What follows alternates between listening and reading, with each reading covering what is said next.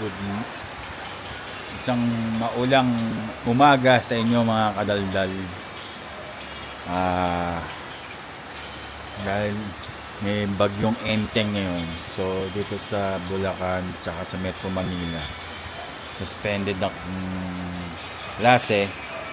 Kaya yung dalawang anak ko na nag-aaral sa Manila, nandito sila ngayon sa bahay sa Bulacan. Kagabi, dapat narito sila sa terminal ng Baliwag yan sa bayan. Then wala pa kasing announcement ang Malacanang regarding doon.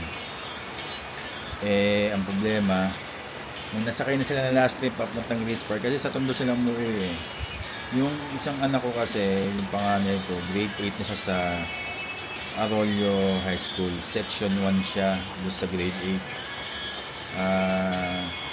Tapos yung pangalawa ko is grade 3 sa Isabelo, sa tabi ng Tondo Church. Doon sila ngayon nag-aaral sa Manila kasama yung mami nila. Doon sila nakatira sa sa bahay ng lola ng lenang ko, sa kila nanay ko rin sa Madrid Extension sa Barangay 45. After nila sumakay ng bus, siyempre umuwi na ako after sila sa terminal. Within the area pa lang ng Baliwag, wala pa yata makinabang, nag-post agad ng Malacanang to Manila Bulletin na walang pasok ng Calabarzon at Metro Manila. So nag-decide kami mag-asawa na bababa sila sa SM Pulilan, then pababa.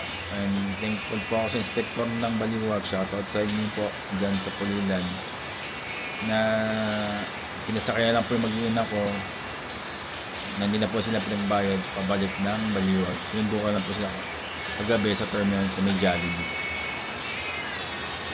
So yun po, ngayon po si Mrs. as usual, mga dakilang po yan, mga dakilang motors po yan ng Pilipinas, kahit ulan, bagyo, pasok sila. Hined ko sila kayo ng umaga sa terminal. Tapos yung dalawang anak ko nagpapahinga dito sa loob. So waiting kami ng announcement na Malacanang kung may pasok ulit bukas. So pag uwi ni Mrs. mamaya, sabay-sabay ulit sila luluwas bukas sa madaling araw. So ang ating content ngayon mga kadaldal, linisin natin yung garahe ko, tsaka bubuhayin ko yung aking sikatulin dahil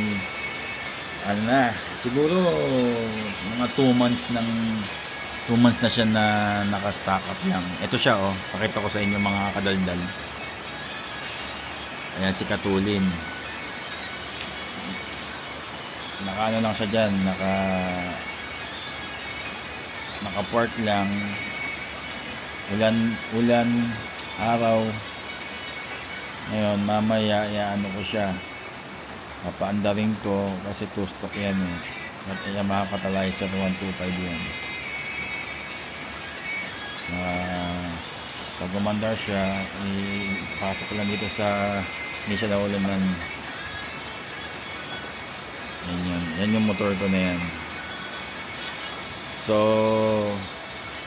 yun, mag-ingat yung mga nasa malapit po na ng tulay, ilog, sapa, kung saan man po, mag-ingat po tayo. Sana po mga kadaldal, nasa mabuti tayo mga kalagayan. Mag-isal lang po tayo sa Panginoon na ilayo tayo sa kapahamakan at hindi naman tayo pababayaan ng Diyos at saka ng ating gobyerno. Shoutout din nga pala dyan sa bayan ko sa Diponso. Mag-ingat po tayo dyan sa mga malapit sa mga ilog dyan, sa Garlang, Maasim, sa mga kalapit lugar nila, barangay. Update ko na lang po kayo sa susunod na vlog regarding sa mga bagay-bagay. And God bless po sa inyo mga kadaldal.